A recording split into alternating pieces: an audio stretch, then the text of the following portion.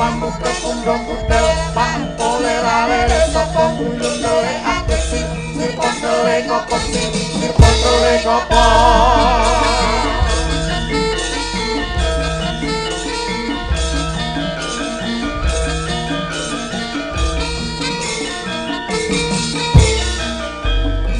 suplak suwang ngete keleter pamuka pundong budal pampole lalere sapa guyung dele atus sipang dele kopong sipang dele kopong sipang dele kopong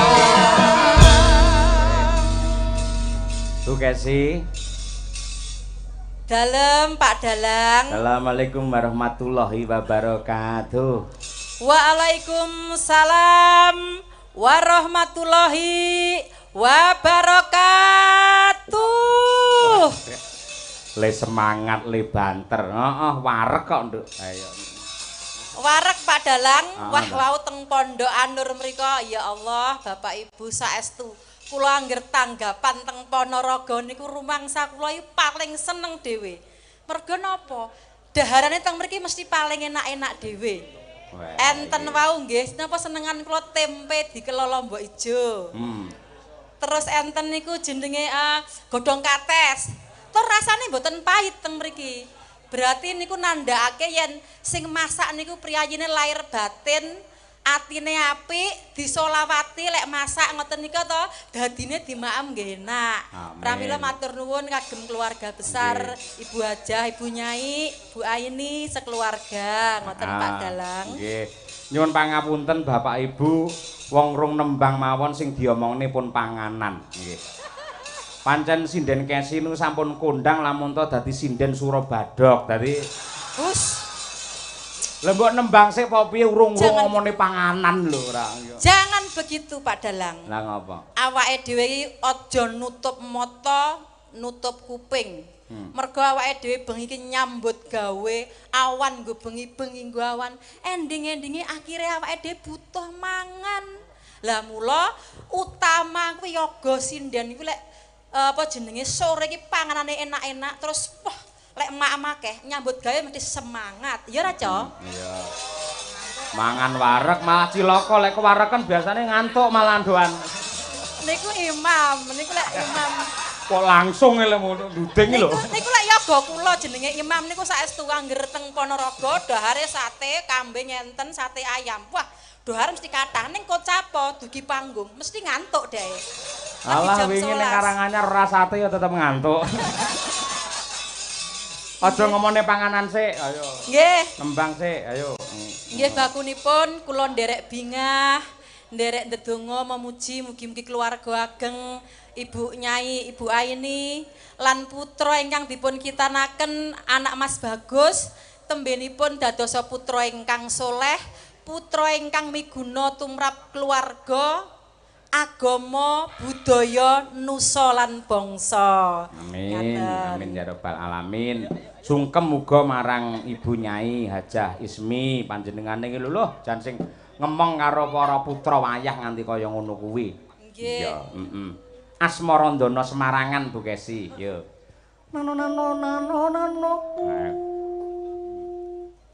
Aja turu sore kaki ngono kae. Yo. Aja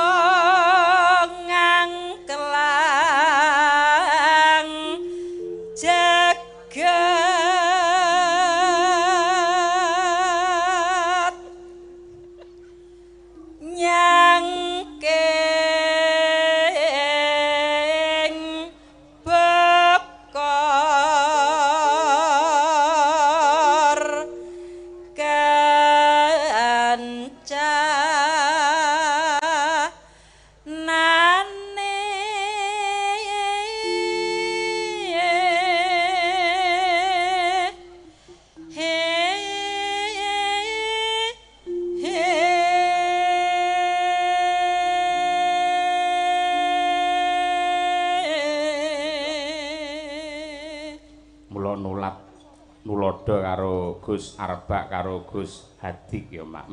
Panjenengane paring dawuh Pak Dalang oleh kados kula mawon. Nadyan to kondang yen dalangi bojone akeh ning kula alih jenengan sami bojo tetep siji mawon. Oh, Gus Hadik ngendika ngono.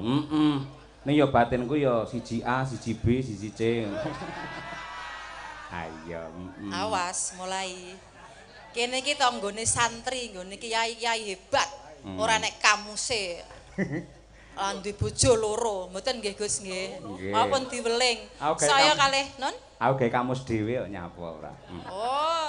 Ning sing A ya tetep jenengan, sing B ya jenengan, sing C ya jenengan Bu Kesi. Tegese nadyanto satu orang namun bisa melengkapi keluargaku. Itulah seorang Sukesi Rahayu lah kowe.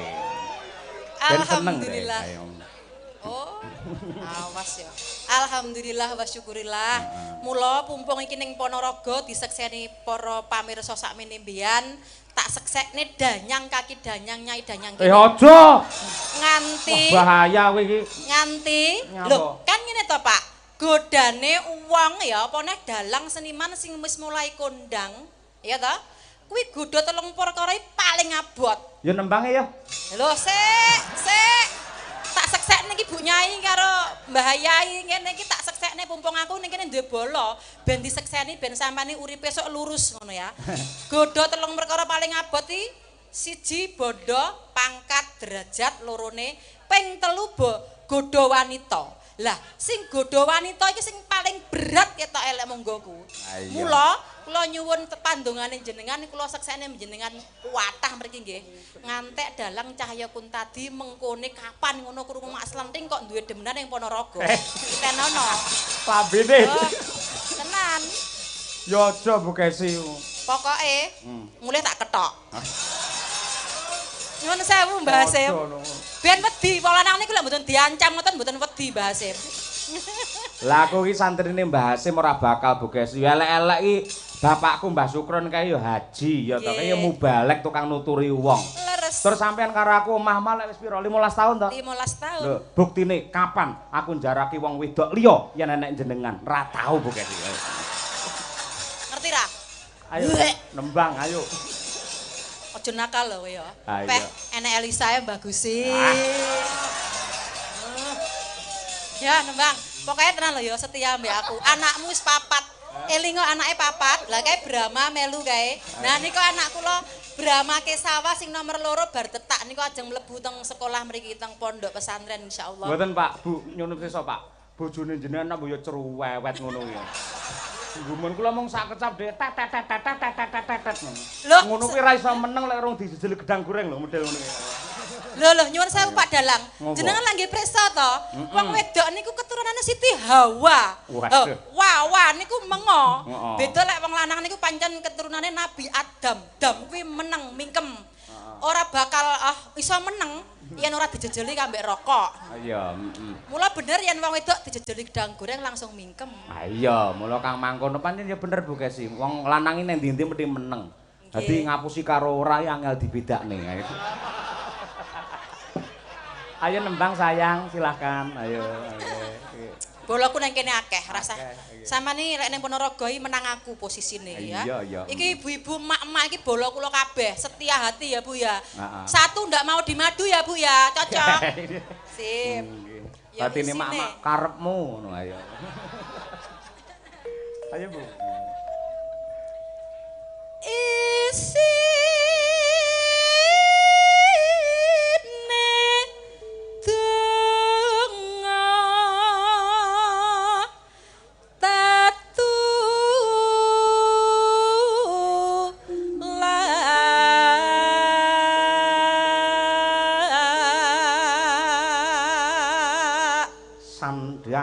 Sandang kelawan pangan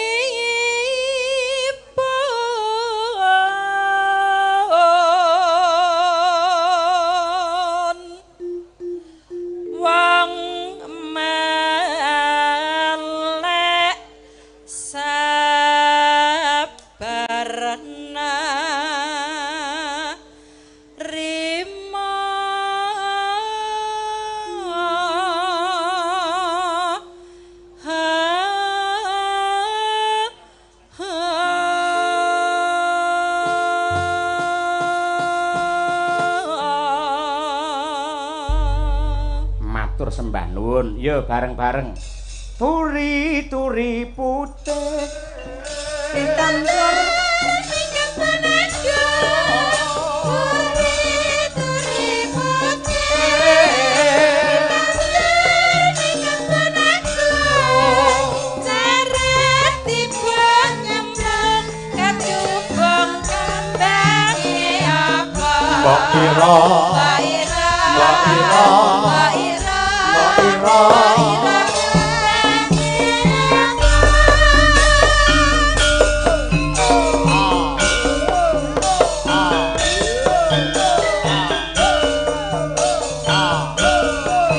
Katur Ibu Nyai, Ibu Hajah Ismi, Sugeng Laras.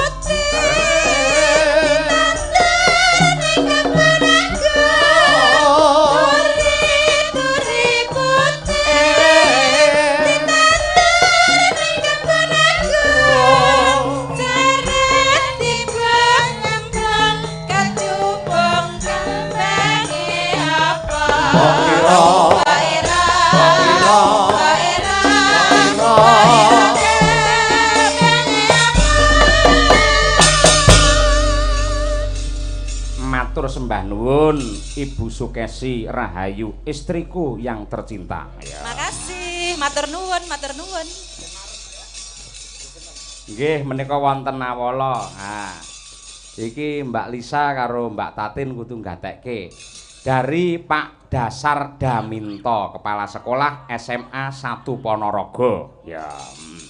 Iki fan berate Mbak Tatin, tenan wit mau bingung ae.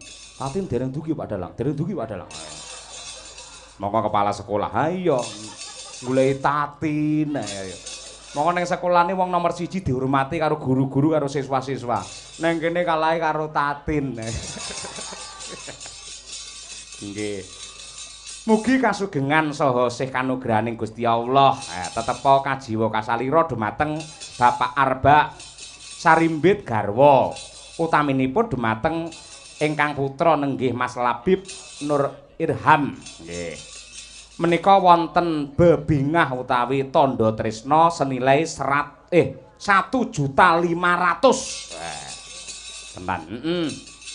Dalang 500.000. Elisa 500.000. Tatin 75. Wah, mripate mak plowerok langsungan ae. Anggere ngomone saweran mending mripate saya amba ayo. Mbak Tatin 500. Nggih, ning tenang Tin, tenang sik iki tak gawane sik. Sing dikersakake Mbak Elisa nembang Sri Huning Mustika Tuban. Mbak Tatin dipun suwun podang kuning. Oh iya, Sapa sih sing diaturi? Mbak Lisa sik no. Ya, bar kuwi lagi Mbak Tatine sing enteng kelas ringan sik, bar kuwi genti gelak kelas berat. Ayo. Ayo gedene semono. Saya gede. Ayo. Ning yen cara aku ya cocok kok. Piyayi kaya Mbak Tatin lemu ngono cocok. Piyayi lek gedhe kaya prau, lek ditumpaki ora uling ya, Mas. Cara perahu. Ora mudah tenggelam. Ayo, Mbak Elisa. Coba kaya apa? Nggih. Hormati men jumeneng. Ya. Nangis sajroning atiku. Areng yuk.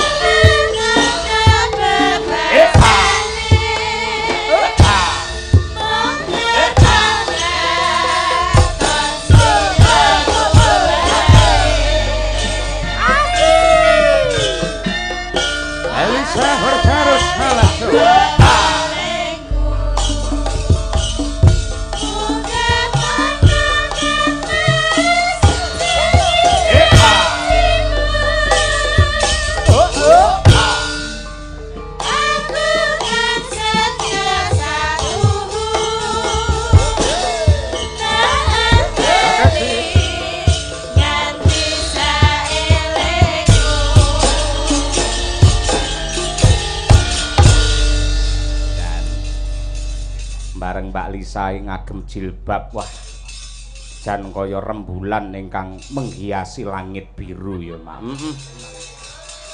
Aja ngaten to, Mak Cange.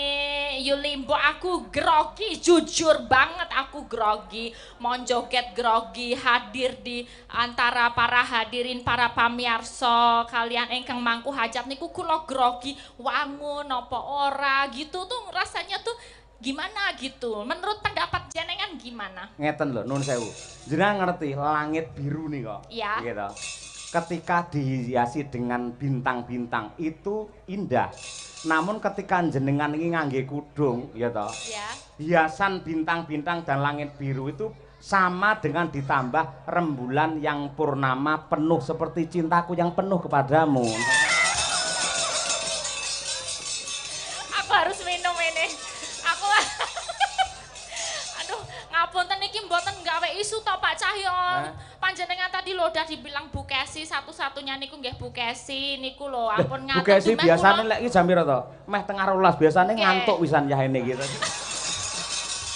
Bu ngapunten lho Bu, ini nanti ndak menghadirkan isu dikira aku mau gitu loh. Padahal ya lumayan ingin, tapi kan aku tahu.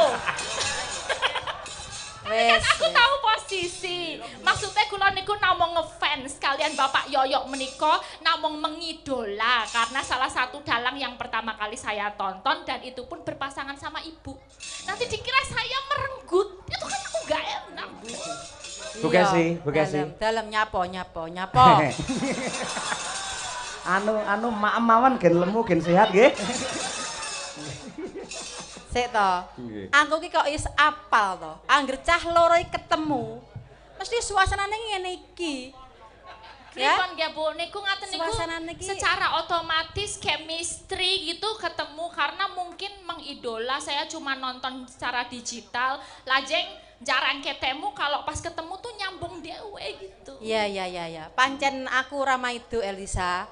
Waiting tresen because margi kulinten itu Iku bahasa apa? Bahasa ngendi? Bahasa Jerman apa? Waiting tresen. Ya iya. Jalenten sekeng kelenten opo? Waiting tresen because margi kulinten. Nah. Waiting tresno mergo saka kulino. Yen awakmu meng tak peling to, dalang yen kulino gandeng utawa nyedak sinden.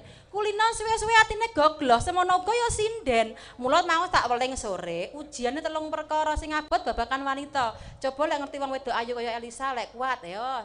Kuat no aku, kuat. Kuat tenan. Kuat. Maksudnya kuat nggo nyangka loro-lorone apa kuat tetep tresno siji? Ayo diperjelas. Kowe iki yo Lah mana aku dikuyok aku. Ren diwangi Ren. Ayo. Ini kan orang banyak, itu tak perjelas nanti aku tertuduh kan aku nggak enak gitu loh. Ngene lho Mbak, nuwun sewu, ngendikane Mbah Hasim, ya toh. Oke. Pripun? Riyen Gusti Allah ki lak menciptakan dua manusia, Adam Ya. kali Hawa, lanang kali wedok gitu. Lah ndelalah nggene omah-omah ki putrane ki mesti dampit, lanang wedok jumlahe padha. Nek gandeng biyen ki akeh perang ya toh. Mbuh kuwi rebutan kekuasaan utawa siar agama. Akhire akeh wong sing maju perang, wong lanang-lanang kuwi do mati. Lah sampai sekarang survei membuktikan jumlah laki-laki dan perempuan kuwi akeh perempuan. Ya, yen nganti wong lanang siji rabi karo wedok siji, iki engko wedoke turah. Ngendikane Mbah Hasim ngono kuwi, ngono. Pripun Pak Dasar? Panjenengan ora cocok. Sik, aku arep intermezzo. Iki yen aku ora nyuwun preso. Nyuwun sewu nggih. Niki lek kula mboten nyuwun preso kiai sing asli sing tenanan, tak tekakne rene Mbah Hasim. Nyuwun sewu Mbah. Jenengan kedah minggah panggung mriki Mbah. Niki diperjelas Mbah Hasim. Jenengan sebagai kiai. Niki. Nah, jenengan sebagai kiai Mbah. Jenengan itu sebagai ustadz kiai sing biasanya dakwah di mana-mana bahwa suami istri itu harus rukun sampai enten betul. Saya juga ada pertanyaan Mbah Hasim. Tolong Mbah Hasim ini diperjelas supaya kita juga tenang ya Bu. Ngomongin sa. Kose. Apa? Kesi Elisa. Nun sewu. Ngate sing Mbah Hasim ki kiai kok iso kok bengoki terus kaya ngono iki lho. Mbah, lho ki diajeni karo santri-santrine lho. Ade kudu ngaturi Mbah Hasim. Nggih, Mbah Hasim. Aku pokoknya orang marem nek Mbah Hasim tidak mriki. Tidak mriki, Mbah. Harus memberikan jenenge Howong nggih Bu. Dadi yo ngene iki ngomong terus nek ora diselesaikan sama Mbak Asem yo kita cerewet terus ya Bu. Iya. Kita akan tak mongi Mbak Asem iki ngandani aku. Pripun? Mas saya jenenganipun kondang pun sugih sukses. Bojo niku yen sitok kurang. Pokoke aku ora trimo. Lek Mbah Asem ro tindak mriki arep tak klarifikasi, Mbah. Ayo Mbah tindak kula parani lho Mbah lek mboten kersa. Luar biasa kersa lho. Ayo Mbah. Sanuan Mbak Asem. Dewa Teratawanta ya mungune endra.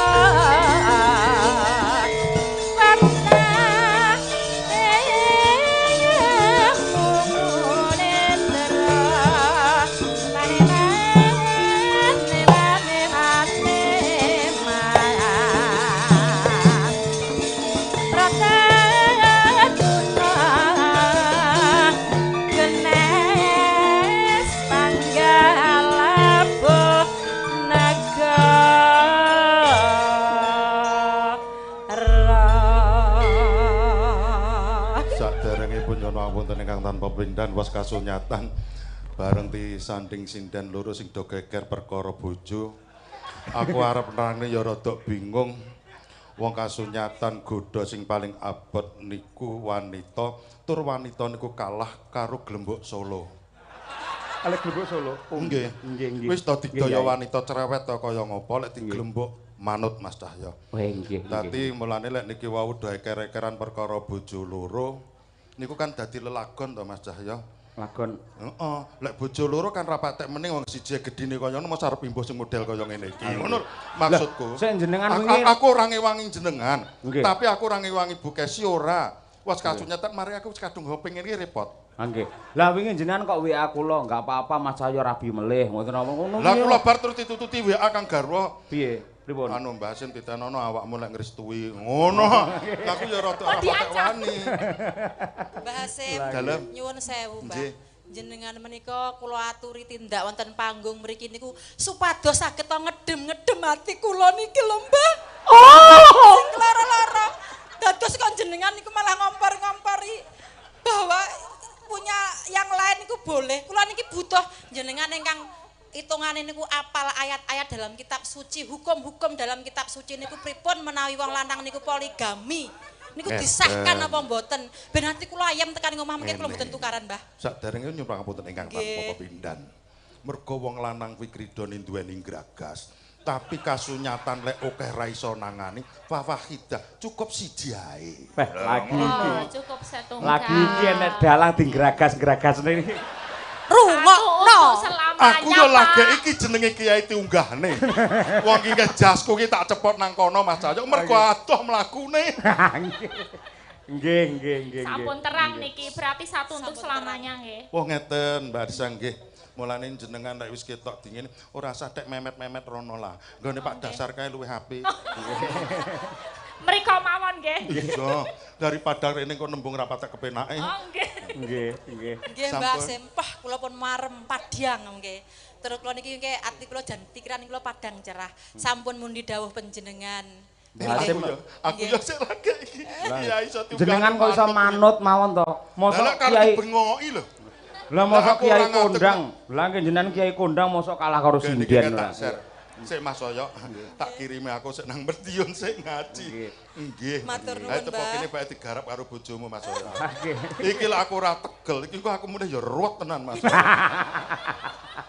Nyuwun ngapunten, nyuwun duka Mbah Asim, nyuwun pangapunten. Napa-napa injih. Saniki panjenengan ngersake tembang napa Mbah? Menika menten Mbak Elisa. Spesial nggih. Nggih. Lah aku ki seneng aku Apa wong aku ya ora patek iso lelagon aku. Napa anu kompak kalian Pak Dasar? Ojo to Pak, kowe malah ngububi neh. Aku kok diamuk neh lho kuwi. Ya ampun, wong tuwek-tuwek kene bae dadi mak comblang ya iki. Penonton-penonton iki mbah sing rambutnya putih iki lho malah ngompori bojo loro. Alah.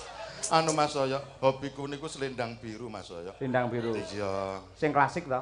Nggih no. Oh nggih. Tapi sing nyanyi aja sing kene. Aku mergo pleke karo kene. Oh nggih. Oh, karo kene wae. Jenengan kalih anu Bu Kesi pleke. Duet. Iya maksudnya kok duet ora lho. Kowe aja ngejak duet aku. Duet Aku Mbah ki Yai. penyanyi dangdut masalahe ngono. Mulane sadurunge ngendang aku wis gendut dhisik tak mriko. Ngoten.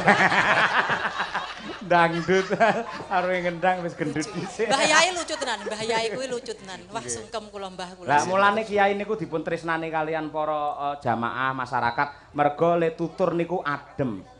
Dengan hiburan maka bisa mencerahkan kepada warga masyarakat termasuk jamaahnya Mbah Hasim. Lha luar biasa. Saderenge nyuwun pamunten ingkang tanpa pepindhan niki sampun kula nggih. Nggih, Mbah. Nggih. Mergo kanten nututi wekdal mengke kula ajrih lek lelakon menika mboten tutuk ngeten. Nggih. Pramila kula tak lumengser saking kene mriki badhe terusne anggen kula ngombe kopi. Nggih, kula nggih badhe ngombe susu, nggih. Iki lho dicawisi susu jahe iki lho ora. Nggih. Anake Pak Mbah nuwun nggih pangestunipun Mbah Hasim. Nggih. Matur nuwun Mbah. Assalamualaikum warahmatullahi wabarakatuh. Waalaikumsalam. Sawirane pundi? Mboten. Oh nggih. Sik, Bukesi neng kono karo Mbak Elisa. Nggih. Dudoke kekompakan malah di dawuhi diberi amanah karo Mbah Hasim. Selendang biru nih sing klasik. Ayo. Ya, Pak kita rukun ya El ya. Slendro songo, ayo. Kita tukarane sajane dadi bojo loro ya.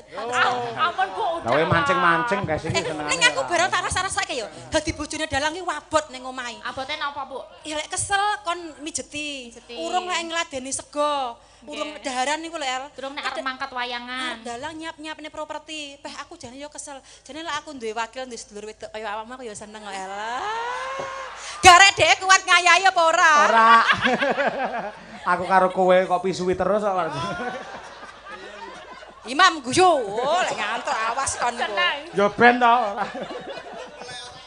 Yo Mas Dwi yo selendang biru. Ayo. Selendang adalah keindahan untuk wanita. Biru tegese bisa rukun antarane Sukesi dan juga Elisa. Yeah. Rukun Lagi iki enek maru rukun ya iki lho. Harus netizen yang YouTube ben tenang atine bahwa Bukesi itu ora segala ora cemburu tenan, ora nyunggi kompor tenan, kuwi mung etok-etok gimmick ngono lho. Nek dene tenan ya ora apa-apa. Manas-manasin mboten. Niki cuman bentuk kekompakan kita bertiga kok. Iya, adik sayangku. Ya. Iya, maduku. Monggo, selendang biru Mas Dwi.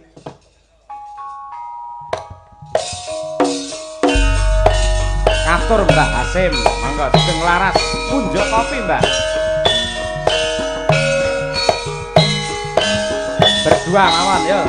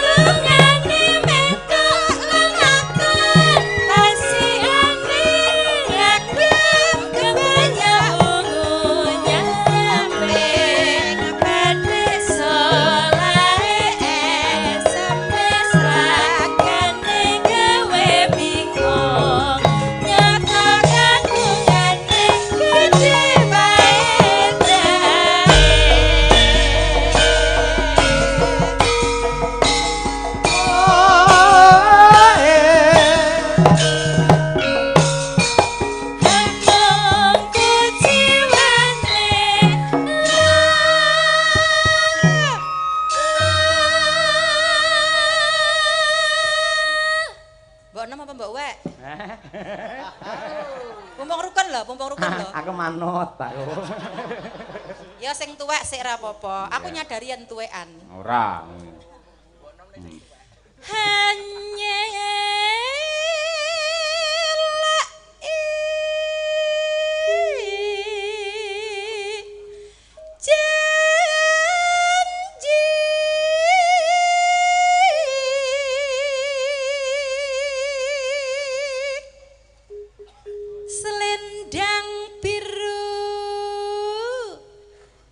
selendang biru hamung. Waduh, gregele mbok wek jan luar biasa ya. Hamung. Bar kuwi termangan ayo. Ngono iki kudu enek grenjel-grenjele sing marai sensasi. Iya, gregel-gregel. Ngenaki hati.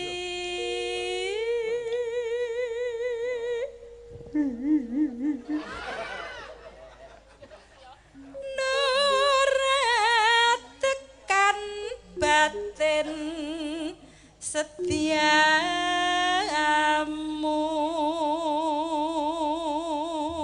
Kur selendang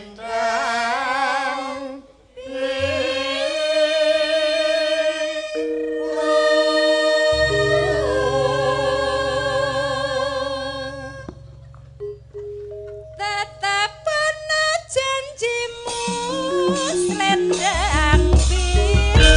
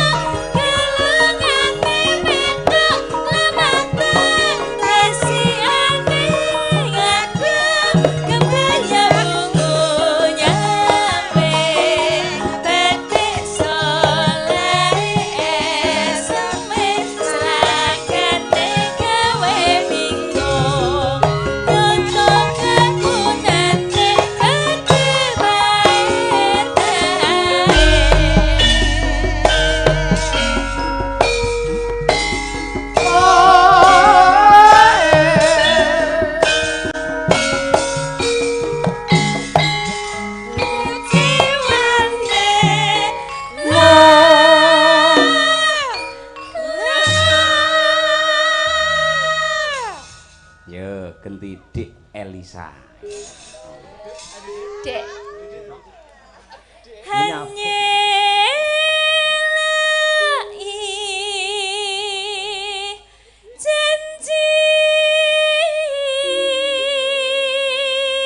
Suarane ya apik ya Mbak Lisa. Ning sik apik Bu Kesi tetepan. Nggih no. Senior kula, idola kula. Selendang biru. Alah. Alah. Selendang. Selendang biru. Biru. Hemong. Ngenaki hati.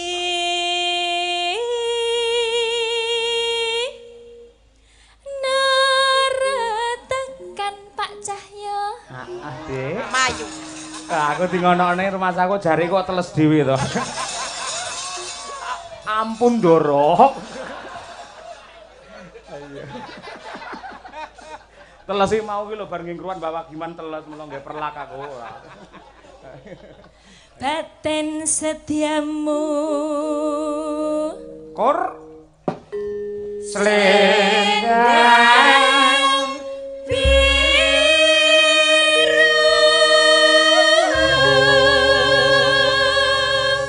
Grupak sing kenceng Mbak Lisa. Yuk. Tetap ana janjimu selendang biru. Oh. Sudah puas ya? Nggih Bu Kesi, nggih. Dawuh malih Pak Cahyo. Nggih no. Oh, nggih, Pak dasar kala wau ngersakaken Nggih. Sri Huning. Oh, Sri Huning. Oke. Gandeng wau amanah sik iki ora tak dum ku sik lali kula mangke dina selak kondur mang jiro lupat 500. Niku wonten tulisane nggih, Nggih estu, nggih. Niki nggih kula khusus 500. Lah, Kula niku. tampi nggih, Pak Pak. dasar niki nggih. Nah, pun sah nggih. Matur Nggih. sembah nuwun. Niki kula salim mboten? Salim no ya. Nggih, matur sembah nuwun, jan. Pak. Le karo Kyai Kakung le bekti tujune ora roh ae. Ayo. Nggih ngampun ngaten jenengan niku kan dalang. Nggih, Dalang no. itu juga guru. Ah. Jadi kan saya harus itu loh menghormati kan ngaten niku. Mboten kok pripon-pripon niku mboten. Dihormati malah kaya gendera Mbak aku ora ya. Iki lho Pak Dasar ngesake Sri Huning jenengan. Oke. Nggih. Pak Dasar mungkin ajeng duet kalih Mbak Tating mumpung kepanggih. Oh sampun. Sampun. Nggih. Pak Dasar nyawang mawon pun marem. Nggih. Nggih. Stop. Apa neh? Stop. Loh Nggih. Pak Dasar kan piyayine halus lembut. Nggih. Nggih. Jadi beliau wis nadyan tok ingin tapi mampu menahan diri, ora kaya awakmu. Aku kena terus ket mau kaya. Nggih, nggih. Wong sak salim lho niki wau. Lah ya salim lah ya kedekatan to ngene Mbak Elisa ya. Nggih. Salaman ki ora apa. Semua sinden juga biasa kan salim semua. Biasa. Umi juga salim. Mungkin juga malah gini. niku lek anu ngambung tangan kula Nah, nggih. Umi, Winong, Winong, Sami. Birgita. Birgita, Sami nggih. kok Bu kula nggih salim biasa. Nah, Tapi nggih namung mboten kula kumbah. Ah iya. Lha pancen Elisa jarak kok sing senengane ora. Wong lanang aja kok jarak tak tenani kapok lho. Ampun. Nanti yang di mobil marah nanti. Loh, siapa? Oh ya calon dong. Oh, sudah dapat calon. Semoga ya doanya ya Pak. Alah, muga-muga ndang bar ngono. Tegese bar untuk menjadi perawan dan juga membujang ngono lho, Amin, ndang amin. rabi ngono lho. Amin. Oh, Nek rabi iya. jenengan nggih anu berangkat mboten nek kula kasih ulem. Sudi. Aku paling lek mangkat karo nggo gitar ngono ya. Kemarin jreng nganti berdarah tanganku kowe. Ya niki bawa Sri Uneng napa langsung? Bawono, Oke. 500 kok langsung ora. Sapa ngerti Menawi. sulek ulang tahun SMA 1 so wayangan. Oh nggih amin, mugi-mugi nggih Pak. Nggih. Putri Kangsu Listieng Warni Srihaning Mastika Tuban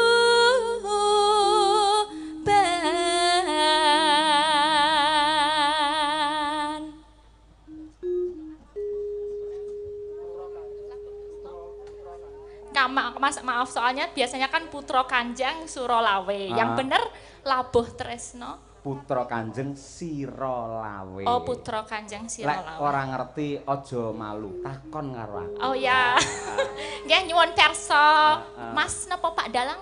Mas Dalang napa Pak Dalang? Mas Dalang apa Pak Dalang? Bebet. Oh iya. Janganlah. Pak Dalang nyuwun perso ingkang banner niku pripun kula di banneraken. Putra Kanjeng Sirolawe. Kebiasaan nyanyi wonten campur sari niku kan nggih agak beda ya. Jadi ini mau tak betulin, betul-betul. Nggih, mboten napa-napa. Putra Kanjeng Sirolawe.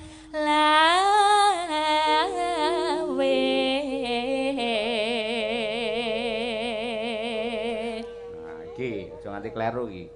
Druk perang brong. Ayo.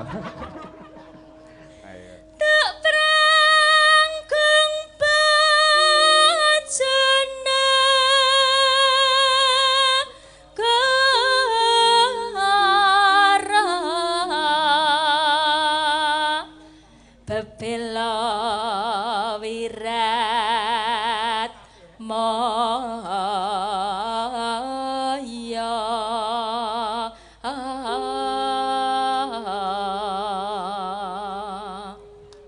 Pak kula kalian ajeng anu matur nuwun kalian bapak-bapak yang berdagang di sana. Tadi mbikake dalan Pak apa dari kira-kira 2 kilo 3 kilo niku pedagang sedanten. Nggih. Dilalah penonton juga rame sampai sana itu banyak banget. Tadi bisa dikasih jalan terutama sik bakul lampu. Iya nggawa mic barang. Tulung ki bintang tamune teko bukake dalan.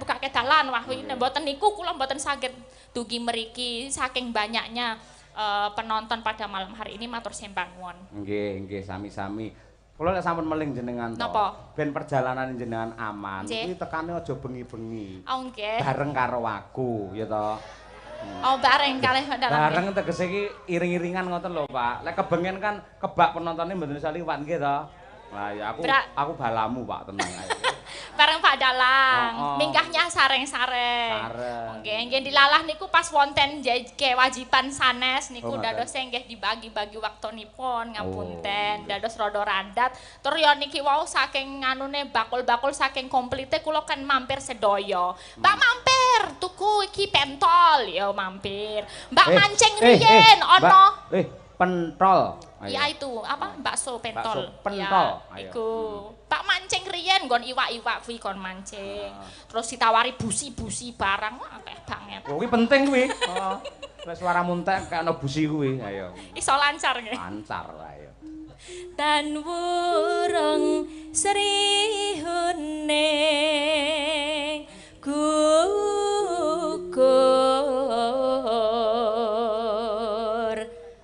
dadi mustikaning Tuban.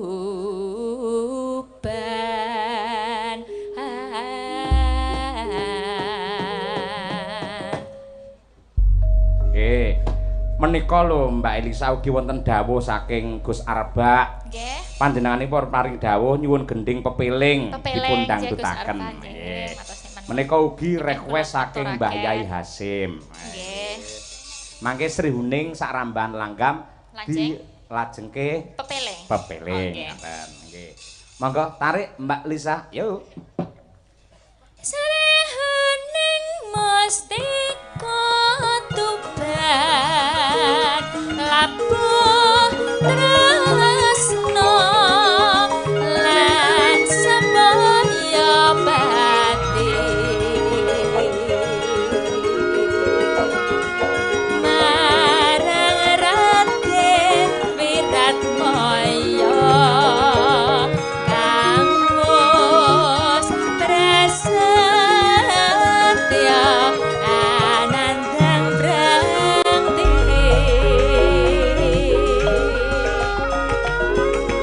Srihuning datang grahita kanthi tresna kadange pribadi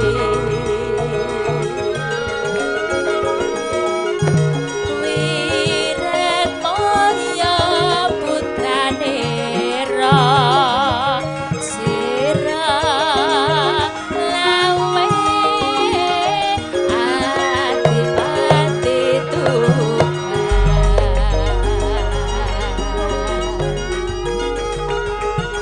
Srihuning putrane ngabdi wangsa pati nalikane nguni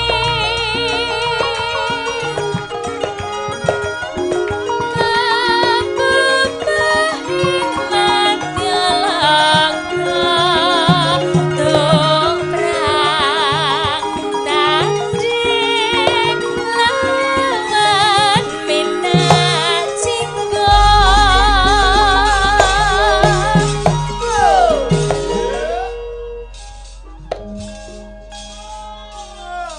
Nderek nyimak Mas Yoyok Cahyakuntadi mugi rancak samudayanipun sukses selalu.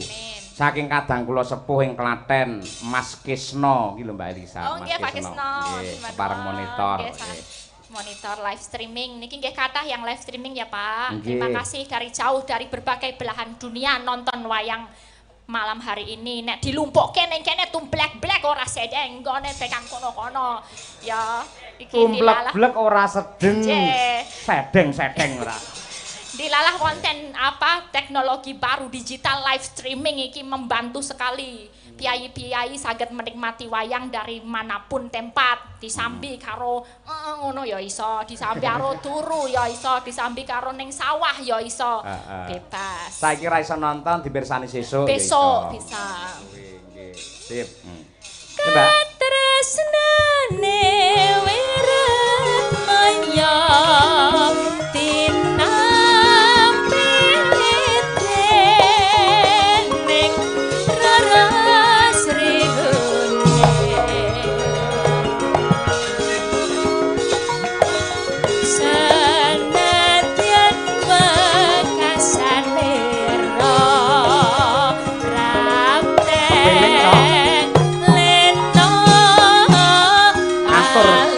Gus Arba.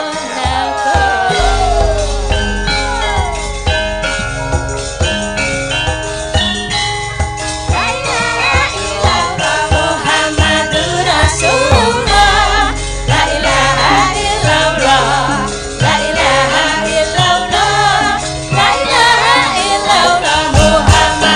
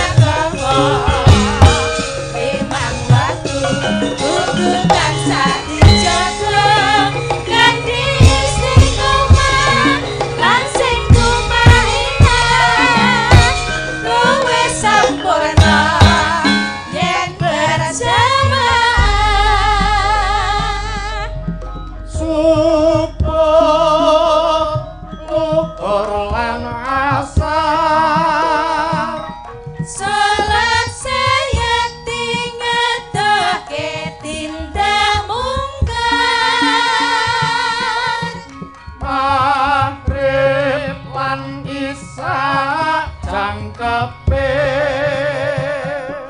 Prayogane ditambah sulah-sulahe Aja sabaka iku perintah agama Elingana ning donya sedelo sabar lan tawakal pasrah sing kuwasa yen kepareng besok unggah suwarga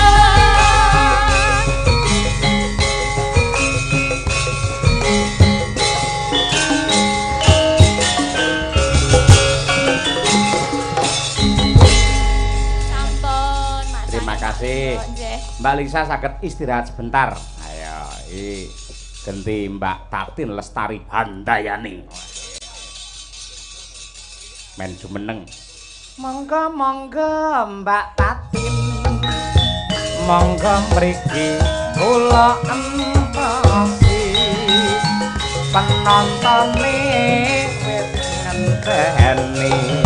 Oh Mbak Tatin aturan mriki Mbak Tatin titot. Sugeng dalu. Sugeng dalu. Nggih. Ngapa kok lemes nek karo aku kok lemes? Lah aku nyawang awakmu wis wedi dhisik kok ayo.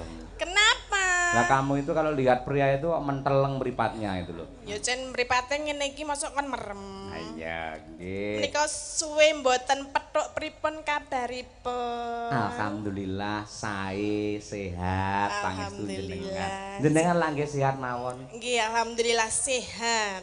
Garwane tasik Mas Tulus nika. Nggih tasih mosok ya arep piye? Ya tasik ngono dadak ngegas iki nyapa lho. Jenengan nggih tasih Bu Kesi. Oh, abadi. Ayo. Kowe guyumu ra penak kowe guyumu. Saya ora percaya kowe. Ayo. Kok ketoke kok arep mbribik kancaku bareng. Sampeyan ora ngerti. Napa? Gimik drama di dalam pertunjukan ini ngoten niku. Witeng tresno jalanan mau piye bahasane Bu Kesi? Waiting tresen apa because margi kulinten mau. Jenengan ki kulino gimik nek engko suwe-suwe seneng tenan piye ro? Hah? Apa? Apa ora krungu apa piye nek omongan kurang cedhak ngene? Jenengan kulino Bareng cedak gowedi, Pak. rasa dicedhake ya jan gedhi. Ayo. Jenengan kulino ngono kuwi karo Elisa. Terus? Mengko nek suwe-suwe seneng piye? Ya ora bakal wong ya aku duwe iman lho, Mbak. Wong ki ora mesti iso diwolak-walikke atine lho. Kadang muni sengit ana paribasan sengit kuwi ndulit ki ya ana lho. Ya ora, sengit kok ndulit ora. Yo ngeyel. Ora iso saiki karo telek iki lak sengit to. Ora mungkin wah sengit karo telek tak dulite, ora mungkin ngono kuwi. Kuwi peribahasa dienggo wong nek kanggo wong karo wong ora karo telek. Lah ya paribasane ngono kuwi. Sengit ndulit apa ora. Lek pancen sengit ndulit, lek pancen seneng ora usah dulit-dulit langsung ngono ae aku kuwi malahan ora. Langsung. Wani apa? Wani apa piye? Ora. Kene kok le. Nggih menika nderek sowan wonten dalemipun Pak Arba nggih kalian Bu Siti ngitanaken Kang Putra. Nggih Mas sapa namine? Ayo sapa? Mas Al. Bagus? Albib. Albab Albib. Labib Nur jenengan Irham. maca ya. Sapa jenenge? Labib Nur Irham. Nggih, Mas Labib menika mau mengucapkan selamat menempuh bentuk baru buat Mas. Piye to iki kata-katamu nek ngono kuwi? Lah piye? Lek wong manten piye ucapane? Selamat menempuh hidup baru. Oh iya, lek ulang tahun. Selamat ulang tahun semoga panjang umur. Lek sunatan. Selamat menempuh bentuk baru. Sing baru iki bentuk sing piye? Hah?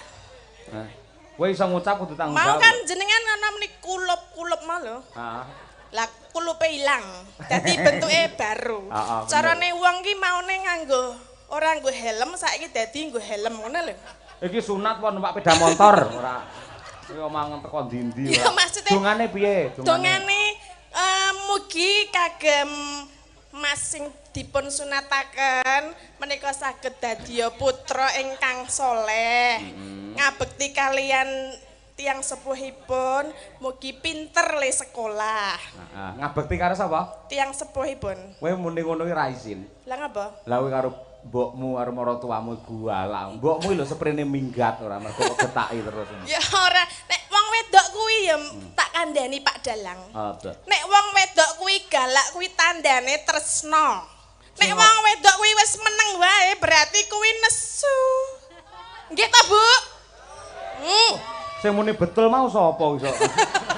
Kandhani nek wong wedok iki wis muni meneng wae sak karepmu. Kono, ngono ki wis berarti wis saking jontonge, saking nesune nek wong wedok kok bola-bali ngomong ngene berarti kuwi isih sayang. Iki ketok iki anu, Pak Arbaki lek golek bintang tamu kleru. Kabeh kok ngelok-ngelokne aku to ki mau.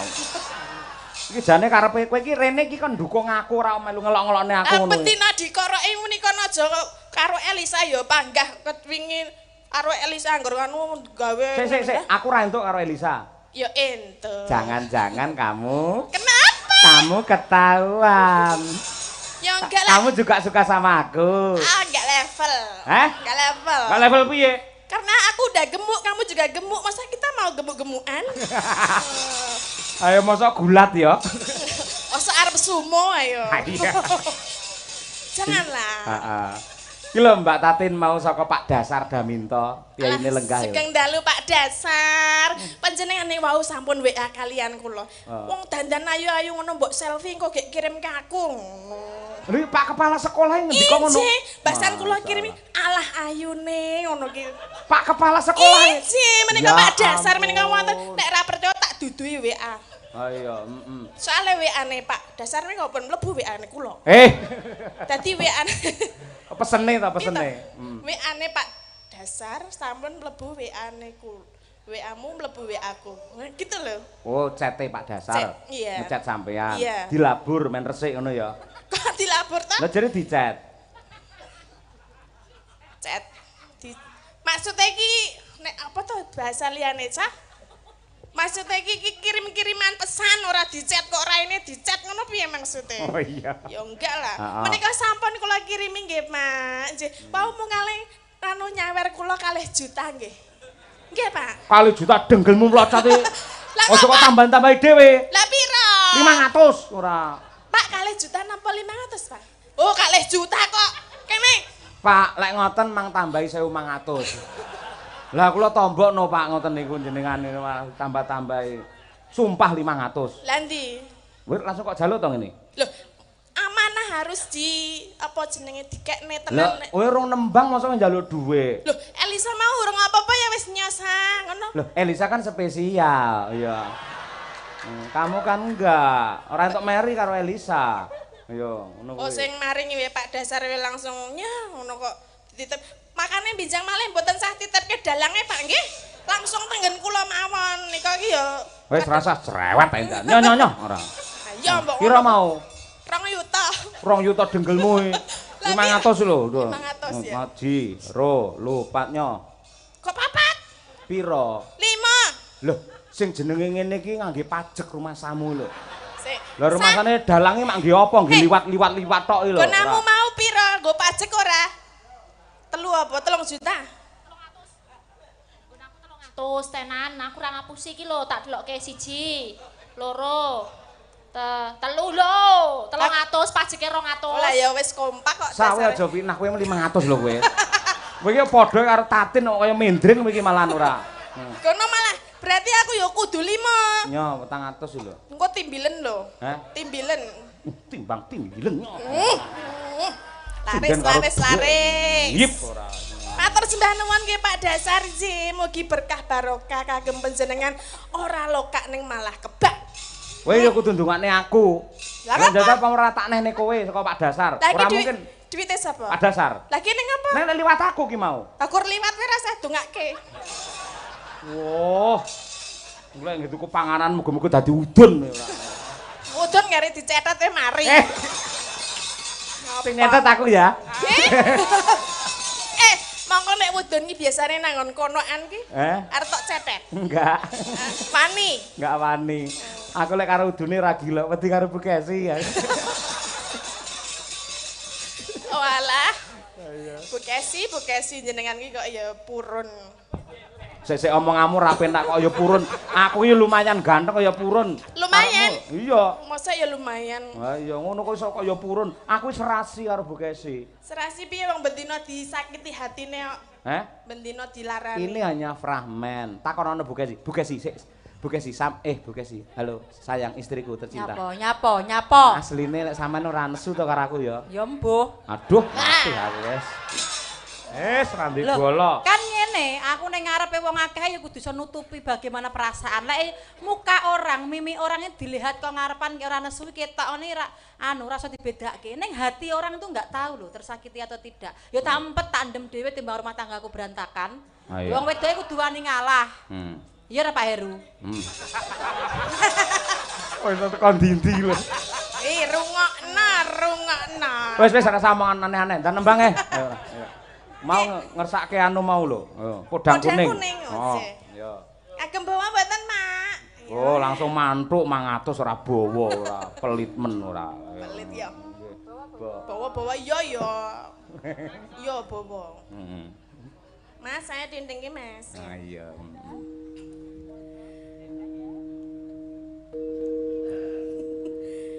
Najan wujud temong peksi Lek omongan galak bareng nembang yo halus. Asine yo halus bocah. Aku ki galak karo ora iki tergantung mungsuhe. Lah aku yo halus kok yo. Masa sih? Lho, ora percaya penonton nek dalange alus. Percaya nggih Pak nggih. Kok ora mantep iki piye to? Kancaku sapa? Kari Mbah Hasim tok no kancaku iki malian. Wis remuk bengi iki aku ora. Wis. Nanuk. Wis aku kudu remuk lho. Wis. Berat iki.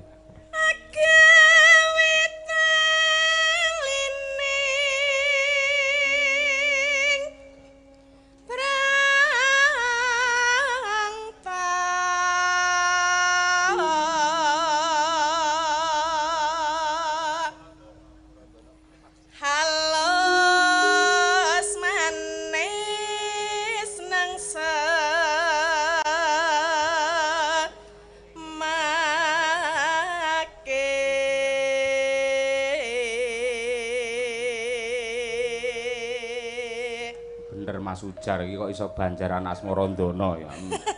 Mau Asmarandana Semarangan, Sri Huning. Saiki apa ki Pedang Kuning. Lah ya ngruwat ya aja turu ya ana tulise. Akeh men to ayo. Asmarandana. Asmara ki gandrung, dana ki weweh. Kaya dene Pak Arbak anggene weweh katresnan wujude pagelaran kang nghibur warga masyarakat untuk menyenangkan para penonton yang tercinta. Lho ngono kuwi. Luar biasa. Jangan tepuk tangan, ayo. Kenapa? Ora ndukung aku Dek ora. Arep nyalon kok iki ora. Ya Tin. Iya. Ayo nembang kok yo. Iya.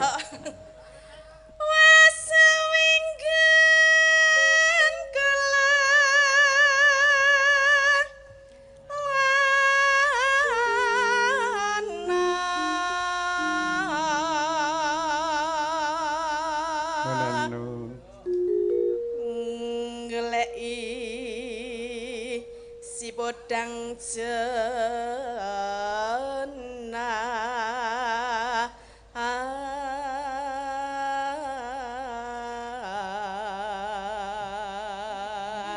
Tatin. Kula sawangen ke. Pak dasar iki sampean disuting ngangge HP ke lho. Ajeng ki napa lho Pak ngoten niku. Nggih sangu turu. Nggih sangu bubuk. Ora sesuk iki disetel ning sekolah ning nggen apa ya Videotron ke lho ora. Jujurne karo siswan, inilah sinden favoritku. Alah. Rada rono men rada ketok karo. Oh nggih, tadi mriki Pak, mengke ketok gedhem Pak. Nano. Iba bunga tiku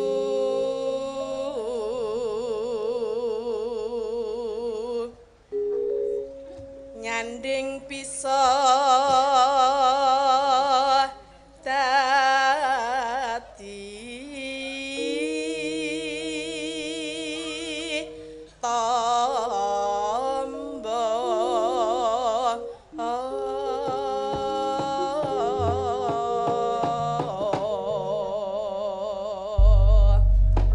kasih. Yo, dibacutke dangdut ning rada slow Mas Noval. Ayo. Dicocokne karo karakter Mbak Tati ning piyayene lemu, ning le joget mung sithik, bokonge diguak ngalor ngidul sithik ngono wis krasa. Kok diguak to? Heh? Digolke kok diguak. Paribasane diguak ngono lho. Guak rono, guak rene. Engko diguak rono ki lak ngidul. Sampe ngerti kok guak ngidul ditemu karo Pak Dasar ya to. Iki nek Tatin. Kok samene ngono ya. Ayo. Monggo dipunaturaken podang kuning. Yo saking Kendang Mas. Yo.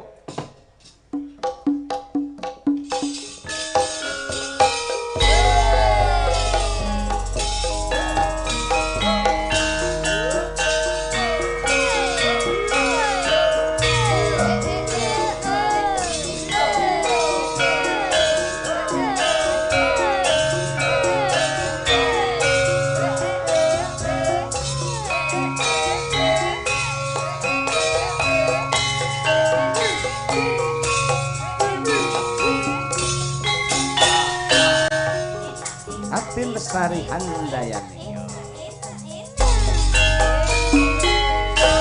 Esuk awan ning omah wis ora krasan.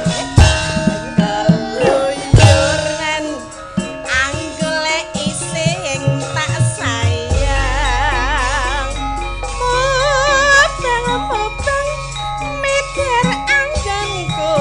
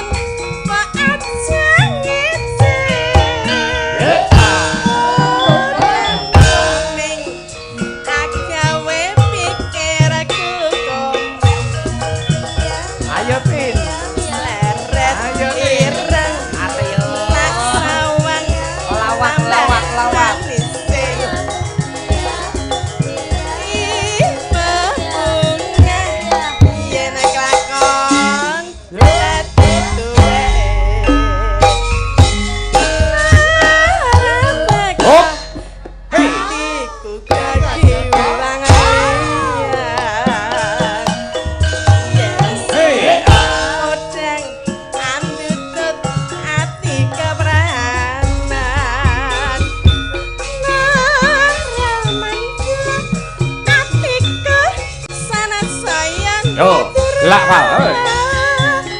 Tak senanani sana bekatku.